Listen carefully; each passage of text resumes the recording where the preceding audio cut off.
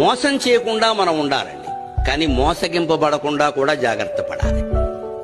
నేను ఎవరిని మోసం చేయలేదు, కానీ నన్నే అందరూ మోసం చేసి అది నీ దోషమే, సవరించుకోవాలి. దాని ద్వారా సానుభూతి సంపాదిద్దామని చూడద్దు. కలియుగంలో ఎప్పుడూ ధర్మం ఏమిటంటే మనం మోసానికి లోను కాకుండా ఉండాలి అంటే ఎదుటి వాళ్ళని మన పట్ల ఏం మాట్లాడుతున్నారో ఏం చేస్తున్నారో ఎప్పుడూ ఒక కన్నేసి ఉంచాలి. ఎవరిని పూర్తిగా నమ్మొద్దు. నమ్మాను అని చెప్పేవాడిని కూడా సగమే నమ్మాలి.